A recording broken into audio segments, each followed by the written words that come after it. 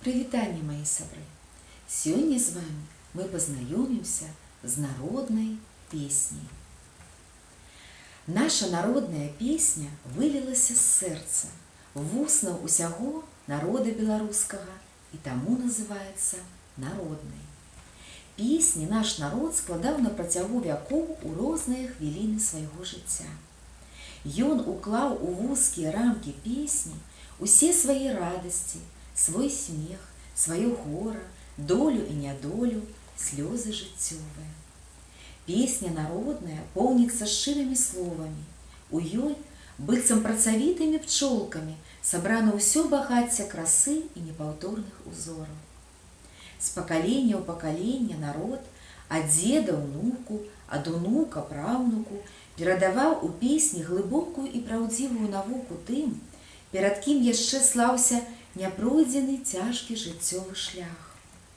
Толькі кожнае новае пакаленне да дзедавай навукі песні дадавала уласнымі вуснамі свой погляд на жыццё, свой боль, свой жаль, свой смутак і сваю радасць.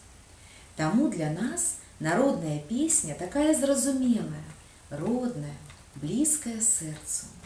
У ёй мы чуем і клопат маці, і радасць брата, і надзею сястры, і залатыя свае ўласныя сны.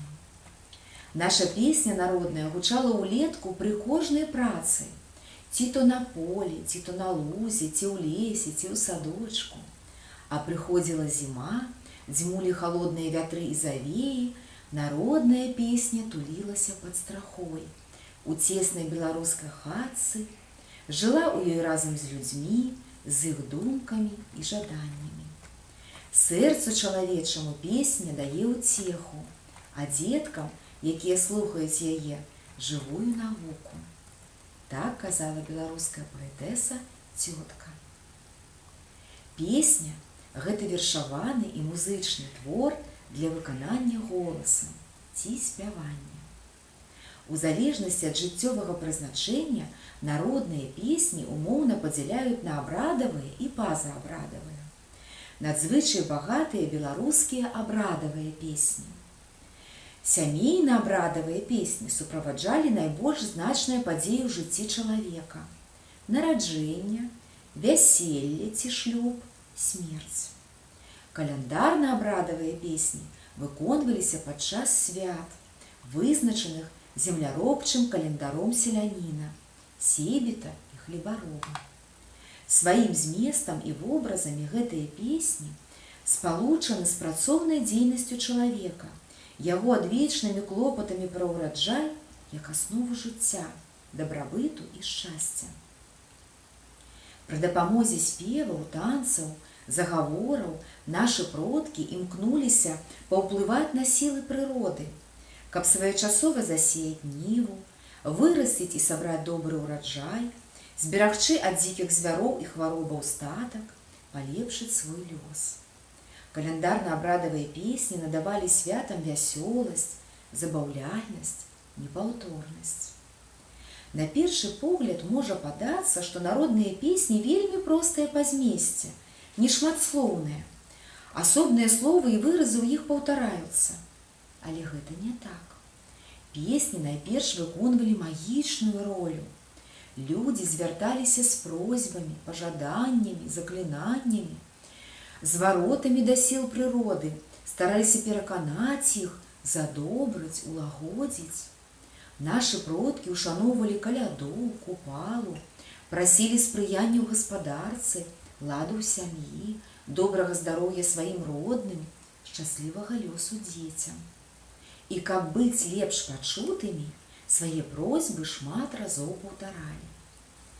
Пазаабрадавыя песні не былі звязаны з пэўнымі датамі, святамі ці гульнямі. Іх спявалі ў розных жыццёвых абставінах. На працы і ў час адпачынку, дома і ў полі, прылюдна і сам-насам. Гэтыя песні зразумелыя і блізкія ўсім людзям. У іх выявіліся лепшыя рысы беларускага нацыянальнага характару. Прыгажосць песні можна адчуць, калі яна гучыць, спяваецца. Словы лепш успрымаюцца толькі разом з мелодією. Надзвичай багатий вобразний лад народних пісень. Амаль у кожній пісні ми сустрінем слово, ужите у переносному значенні.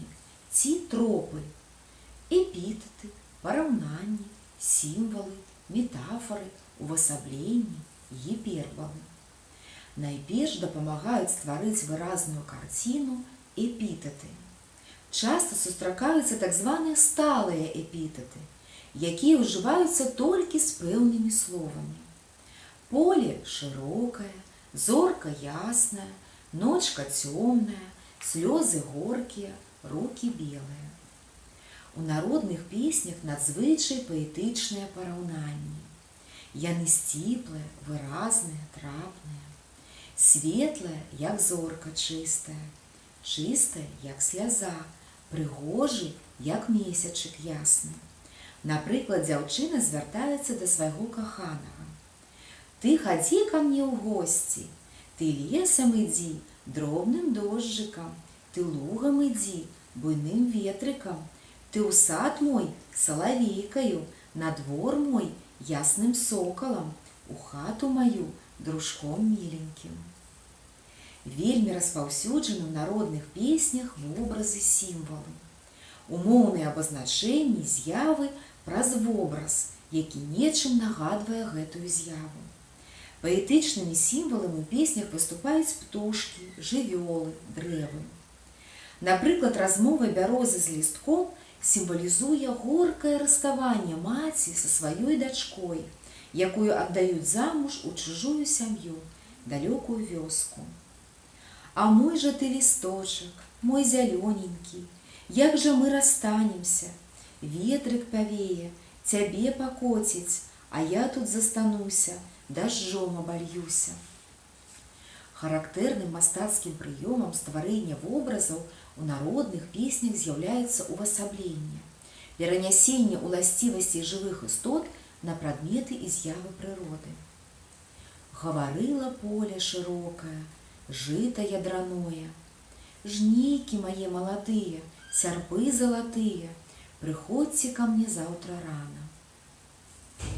Сустракаюцца ў песнях і гіпербалы, вобразныя выразы, у аснове якіх ляжаць моцныя перавелічэнні, уласцівасці, якасці, памераў прадмета або з'явы з мэтай узмацніць уражанне.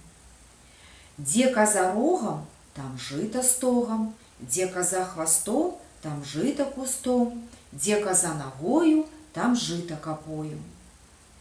Ажыўляюць і ўпрыгожваюць народную песню, надаюць яе пяшчотнасць, прывабнасць, меладычнасць, паэтычныя звароткі, памяншальна-ласкальныя словы, паўторы, а таксама паралелізм, пры якіх дзве з'явы, чым-небудзь падобныя або процілеглыя, раскрываюцца ў супастаўленні, паралельна, у форме разгорнутага параўнання.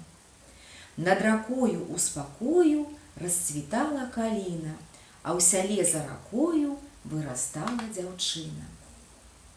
Беларускі песенны фальклор надзвычай багаты. У ім душа нашага народа, светлая, прыгожая, чыстая.